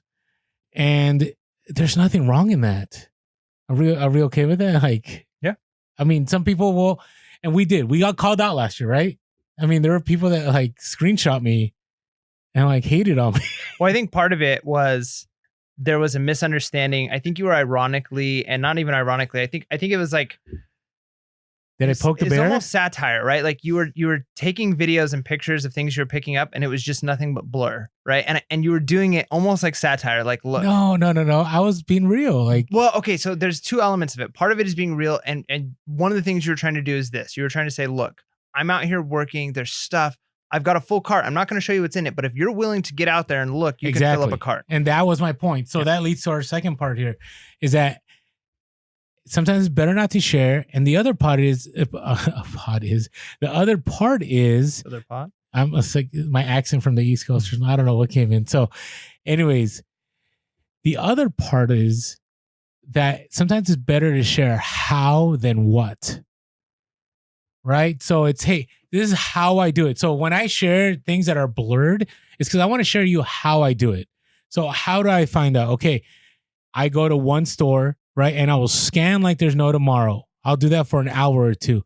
Then once I find the items that I want to pick up, then I'll show you how I go to these different stores, and I will blur the things that I picked up, but I'm showing you the process, which will help you in the long run to get bolos for the next 5 to 10 years than just for that one moment in time. That's my rationale behind it. Teach a man to fish. Yeah, exactly. No, that's the whole point. And it's like anything. It's, we do our bolos, right? We do our hustle of the week, but you notice our content the rest of the time is how we do things. Why? Because we feel that's a lot more powerful than just blatantly sharing things that, one, can kill a market, two, isn't teaching new sellers how to do things, and three, it's kind of causing a division in the community because some people are going to be unhappy with us sharing certain bolos. Yep. So, remember the funny story was at one point I thought you messed up on Instagram, and I messaged him like, you posted this video and it's like there's something wrong with it. And you're like, no, I did that on purpose. And literally the whole thing was just blur. Like it wasn't just like a cart blurred. The whole thing was blurred. And you were talking. And I think that's where the satire part comes in, where it's like, look, there are people out there who are showing way too much. And so, I think that was pretty clever, but I didn't get it at first. So, for those who dislike the just blur, I think there can be a place where there's too much of it, but I think it's also saying like, look, you can go out there and you can do it. And just a reminder, maybe don't show that thing when you do spend 4, 5, 6 hours in a store painstakingly scanning items. Then you give that away. All that time could be wasted. Mm-hmm. And just a heads up, blur season's coming, and we're at the peak. And we're about to be at the peak of blur. Blur season. Blur season will be here. So it's like snow time. Like, but it's just blur. Like, and again, if you watch our IG stories and if we do a YouTube on retail arbitrage, our goal is always to say, hey, listen, this is what's possible. This is how you get there. But we don't want to burn our own primary source of income. Yeah. Or anybody else's. Prepare yourself. Prepare yourself for the blur. Blur is coming. The blur is coming. All right. And then and we want to end on this. So don't turn us off yet. Please hear us out. Recognize that sellers have different perspectives, right? I think we can get a lot further in the community if we're willing to understand that, hey, Mike and Orlando have this perspective on reselling. They have this perspective on the blur, right? There's others last year that were no blur from beginning to end. Markets tanked. People got upset. Some cried, but ultimately, we're all human and we're all just trying to figure it out. And if if the hot items are something that you're counting on, my suggestion is don't count on them, because it will burn you, because people have a different perspective. And I'm here to tell you, some hot items I picked up because they showed up on social. And I was one of those people who go, I'm going to go grab that today and now. And I flipped them real quick. So you want to add to this a little bit? Oh, I was going to say, now you sound like the politician. No, everybody has their different perspectives. Like I can understand, like, even though I was on the opposite side of you on a lot of things we talked about earlier in this podcast, ultimately I land where you land. Is that, hey, people have different perspectives. Some people get upset about sharing retail bolos. Some people get upset about sharing geotags. Some people get upset about sharing even one-offs.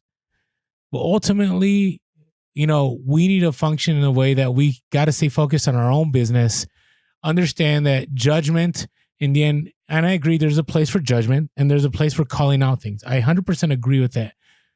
But I think that should be more the exception than the norm. That ultimately we're here to be a community that shares, and we're all trying to level up our standard of living. I like it.